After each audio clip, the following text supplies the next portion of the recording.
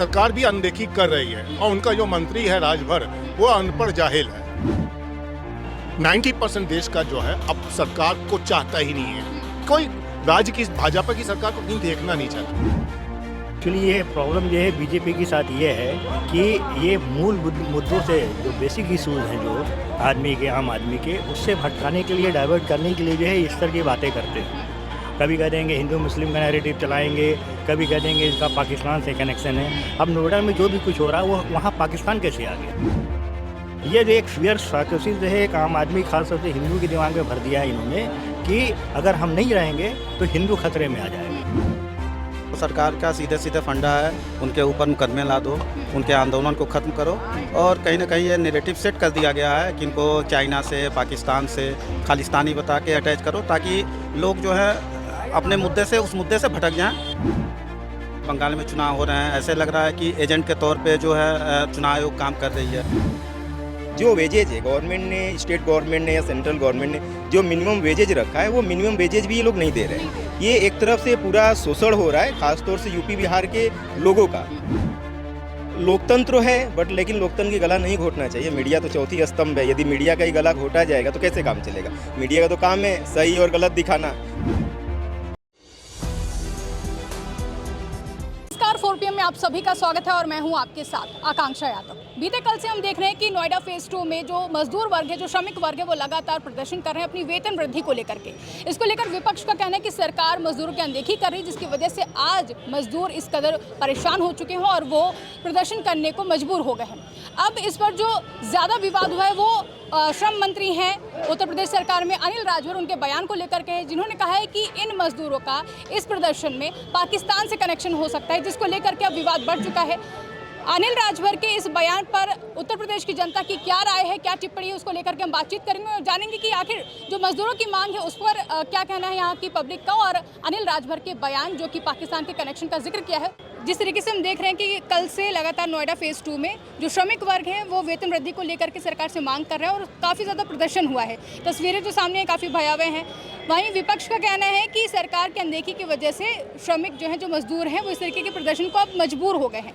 अब आज अनिल राजभर हैं जो कि श्रम मंत्री हैं, उनका बयान सामने आता है कि पाकिस्तान से कनेक्शन हो जाता है। सवाल सर यही है कि जब भी सरकार से सवाल पूछा जाता है वो देशद्रोह की श्रेणी में कैसे आ जाता है या फिर संदेह की श्रेणी में कैसे आ जाता है? श्रमिकों की मांग जायज़ है, उनका वेतन भत्ता बढ़ाया जाना चाहिए। वो बहुत पहले से अपनी मांग को लेके बैठे थे, तो अनशन नहीं कर रहे, प्रदर्शन भी नहीं कर रहे थे, मगर उनको जब दिक्कत हुई तब वैसे सरकार भी अनदेखी कर रही है। और उनका जो मंत्री है राजभर वो अनपढ़ जाहिल है, उसको कुछ आता वाता है नहीं। बड़ा आरोप लगा रहे हैं। बड़ा आरोप है ही नहीं, कोई काबिल है ही नहीं, पढ़े लिखे होते नहीं, उनको देशद्रोही समझ में आता है। पाकिस्तान इनके पास लफ्ज़ है ही नहीं, इनके कोई शब्द नहीं, उनके पास कोई लॉजिक है ही नहीं सिवाय बकवास करने के अलावा। ये सरकार जो है नाकाबिल है और ये श्रमिकों के वेतन वृद्धि के अलावा भी उनके स्वास्थ्य, उनके वगैरह पर ध्यान देना चाहिए और बल्कि उस पर बिल्कुल फोकस होना चाहिए। आप जब श्रमिकों हड़ताल करेंगे, प्रदर्शन करेंगे तो इंडस्ट्री का उत्पादन कहाँ से होगा, कहाँ से इकोनॉमी बढ़ेगी? और ये बेवकूफ़ लोग हैं, ये मंत्री जो जैसे लोग जिससे क्या बयानबाजी करते हैं, ये समझते हैं देश बेवकूफ़ है, देश के लोग बेवकूफ़ हैं, देशद्रोही हो गया, पाकिस्तानी हो गए। ये सिवाय बेवकूफ़ बनाने और ये देश को बेवकूफ़ समझने मूर्ख समझते हैं ये लोग। इसलिए ये श्रमिकों की मांग जायज़ है और उस पर ध्यान देना ज़रूरी है। सरकार को चाहिए, अगर फैक्ट्री इंडस्ट्रीज़ चलानी है तो उत्पादन का ध्यान रखना है, इकोनॉमी ठीक करनी है तो श्रमिकों का ध्यान रखना पड़ेगा। बिल्कुल। एक सवाल ये भी बनता है सर कि अभी हमने देखा था कि जब जब सभी किसान मौजूद थे, उन्होंने विरोध प्रदर्शन किया था अपने MSP मूल्य दरों को लेकर के, जब उन्होंने किया तो कहा गया कि खालिस्तानी है।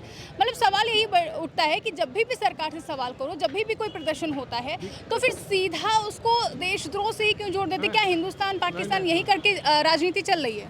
ऐसा है कि किसान हैं, हम लोग हैं, जरा सा भी कोई आलोचना सरकार की करते हैं या हम लोग सवाल उठाते हैं, हम किसान नहीं, बहुत से लोग, बुद्धिजीवी वर्ग भी उठाता है, पढ़े लिखे लोग उठाते हैं, आलोचक हैं, अर्थशास्त्री हैं, वो लोग जब सरकार की पॉलिसी पर कमेंट करते हैं, आलोचना करते हैं, इनको उसका समाधान नहीं समझ में आता है। क्योंकि पढ़े लिखे बिल्कुल नहीं है, केंद्र में भी नहीं है, इनको भी वो देशद्रोही का एक पाकिस्तान और ये बकवास करना आता है।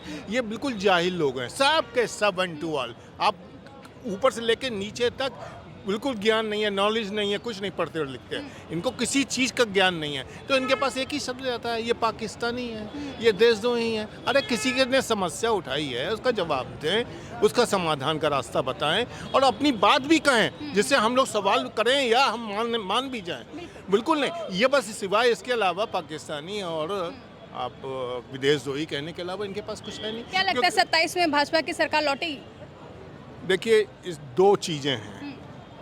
90% देश का जो है अब सरकार को चाहता ही नहीं है, कोई राज्य की भाजपा की सरकार को कहीं देखना नहीं चाहता। सर, आपको क्या लगता है कि सरकार से सवाल करना सीधा देशद्रोह की श्रेणी में आता है? कहीं से भी देशद्रोह की श्रेणी में नहीं आता है। एक्चुअली ये प्रॉब्लम जो है बीजेपी के साथ ये है कि ये मूल मुद्दों से जो बेसिक इशूज़ हैं जो आदमी के, आम आदमी के, उससे भटकाने के लिए, डाइवर्ट करने के लिए जो है इस तरह की बातें करते हैं। कभी कह देंगे हिंदू मुस्लिम का नैरेटिव चलाएंगे, कभी कह देंगे इसका पाकिस्तान से कनेक्शन है। अब नोएडा में जो भी कुछ हो रहा है वो वहाँ पाकिस्तान कैसे आ गया? मतलब इनके साथ ये है कि पता नहीं कौन सी फियर साइकोसिस से सफ़र कर रहे हैं भाई, ये भाजपा सरकार है कि हर चीज़ में जो है उनका एक घुमा फिरा कि जो है वो हिंदू मुस्लिम करेंगे और पाकिस्तान से कनेक्शन कर देंगे। ठीक है, जब ये जो है खुद अपनी समस्या जो प्रॉब्लम है, जब इनकी सरकार आई थी 2014 में, सेंट्रल में आई थी, उस समय जो है हमारे प्रधानमंत्री नरेंद्र मोदी ने जो है बड़े बड़े वादे किए थे, उसमें से कोई एक वादा पूरा नहीं किया। रोजगार सबसे बड़ा मुद्दा था। जब रोजगार था, इन्होंने कहा कि हम जो है किसानों का जो है 2022 तक जो है किसानों का जो है आय दुगनी कर देंगे और इस 100 स्मार्ट सिटी का जो कंसेप्ट लेके आए थे, और इसके अलावा जो है और भी चीज़ें जो थी जो कि बेसिक इशूज़ हैं जो है, उसमें जो है ये असफल रहे। अब ये है कि जब ये असफल रहे तो अब ये उस चीज़ को कैसे ये जस्टिफाई करेंगे? तो जस्टिफाई करने के लिए वो नैरेटिव चला देते हैं और उस तरह की जो है कॉम्युनल जो है हेटेड जो है फील करते हैं। इनकी एक्चुअली जो इनकी जो पॉलिटिक्स जो चल रही है नफ़रत पे चल रही है।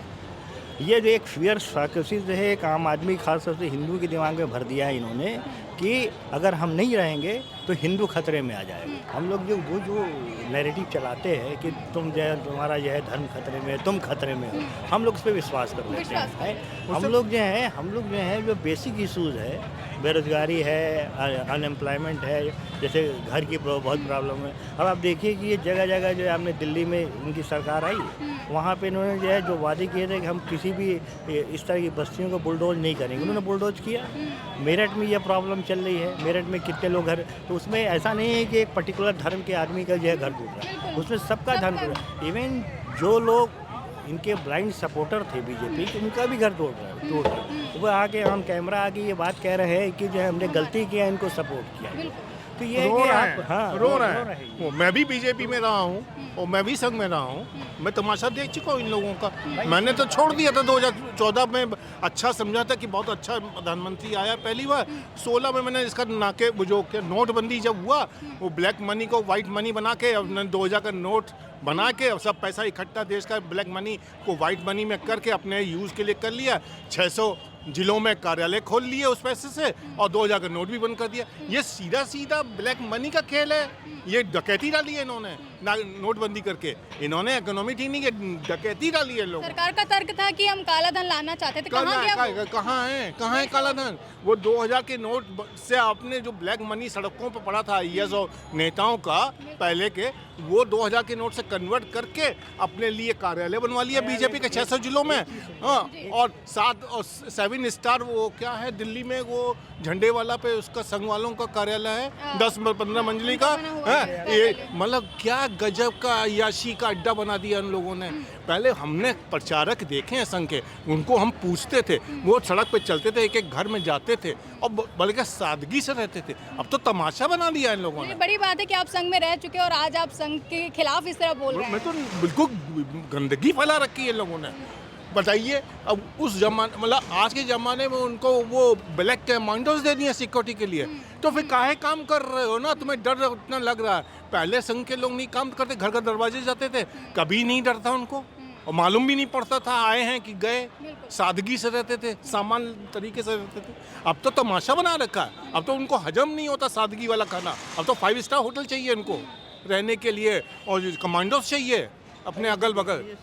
जिस तरीके से मजदूर मांग कर रहे हैं वेतन वृद्धि को लेकर के, और अब जैसे अनिल राजभर का बयान सामने आया है कि ये पाकिस्तान से कनेक्शन हो सकता है, सवाल सीधा सा यही है कि सरकार से सवाल जब भी किया जाता है देशद्रोह की श्रेणी में कैसे आ जाता है, चाहे किसान आंदोलन हो या फिर अब मजदूरों का, सीधा उन्हें पाकिस्तान से कनेक्शन या फिर खालिस्तानी क्यों कह दिया जाता है? सरकार जो है मेन मुद्दों से लोगों को भटकाना चाहती है और आज के दौर में जो है सरकार से कोई भी सवाल पूछे, चाहे वो श्रमिक हो गए या एम्प्लॉय हो गए या कोई भी संगठन हो गया, तो सरकार का सीधे सीधे फंडा है उनके ऊपर मुकदमे ला दो, उनके आंदोलन को ख़त्म करो।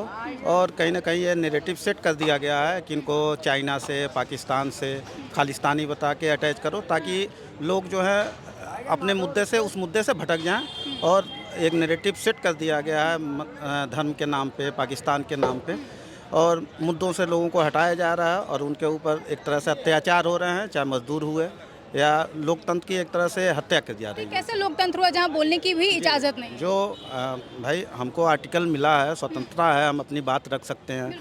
और विपक्ष एक तरह से आज विपक्ष गायब हो गया है, विपक्ष को भी तो बोलने नहीं दिया जा रहा है। उनको भी नहीं बोलने दिया जा रहा है।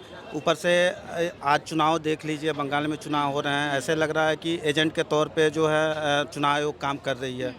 और हर जगह जितनी भी मशीनरी है, यहाँ तक कि लोगों का अदालतों पर से भरोसा उठ चुका है। फेवर देख के जजमेंट आ रहे हैं, निचली अदालत ऊपरी अदालतों के फैसलों को बदल रही है।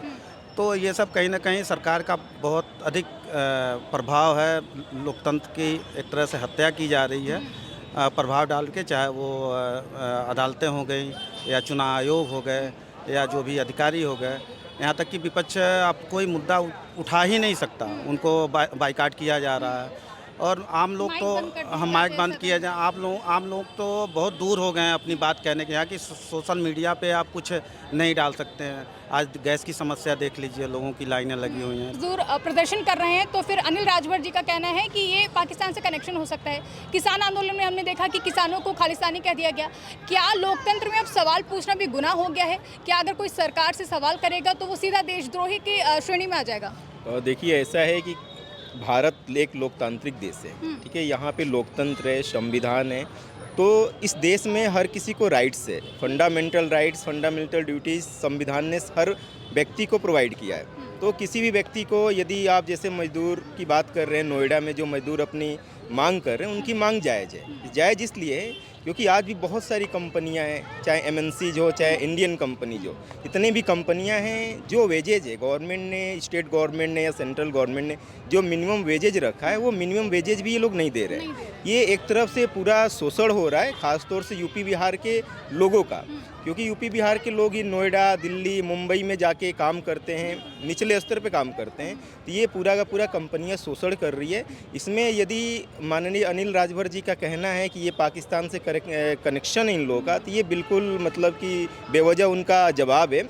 ऐसा नहीं है। जो कर्मचारी अपना मांग कर रहा है, उसको जो उचित मजदूरी है उनको मिलना चाहिए।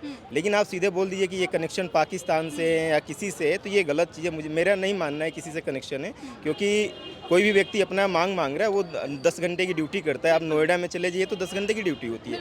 अब 10 घंटे की ड्यूटी में उनको 8-10 हज़ार मिलेगा, तो उनका कैसे नोएडा जैसे बड़े शहर में कैसे खर्च चलेगा? नोएडा जैसे एक्सपेंसिव शहर बहुत कॉस्टली है, वहाँ सर्वाइव करना अपने आप में भी बहुत बड़ा चैलेंज है, क्योंकि वहाँ पे आप 8-10 हज़ार का तो फ्लैट ही मिलता है रहने के लिए। जहाँ पे 8-10 हज़ार एम्प्लॉय को सैलरी मिले, तो अपने आप में ये गलत है, कोई गुजारा नहीं कर पाएगा।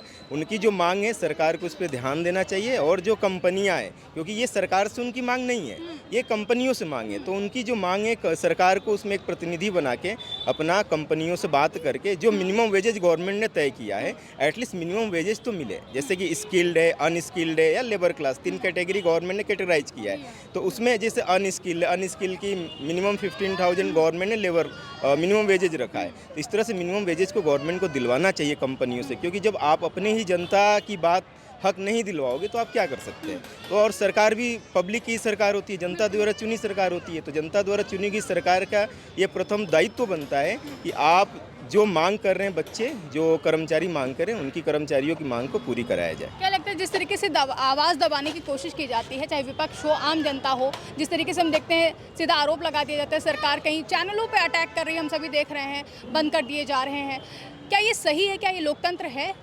लोकतंत्र है, बट लेकिन लोकतंत्र की गला नहीं घोटना चाहिए। मीडिया तो चौथी स्तंभ है, यदि मीडिया का ही गला घोटा जाएगा तो कैसे काम चलेगा? मीडिया का तो काम है सही और गलत दिखाना। कुछ मीडिया वाले सही को भी गलत दिखा देते, ठीक है, लेकिन मीडिया का काम है आप उस पर जवाब दीजिए, उनको उनका वेरिफिकेशन करिए और बताइए कि नहीं आपने जो होता है गलत है। लेकिन जो मजदूर मांग कर रहे हैं, मेरी यही है कि सरकार उनकी मदद करे और लोगों की जो उनकी मांग है, मांग को पूरा कराए। जी, क्या लगता है 27 में उत्तर प्रदेश में भाजपा सरकार लौटेगी या फिर नहीं लौटेगी? देखिए 27 का चुनाव बहुत चैलेंजिंग चुनाव है और ये कहना अभी मुश्किल होगा कि भाजपा वापस आएगी कि नहीं आएगी। लेकिन हाँ, काम तो अभी योगी जी का काम तो ठीक चल रहा है, लेकिन इनमें और सुधार करने की ज़रूरत है। बिल्कुल।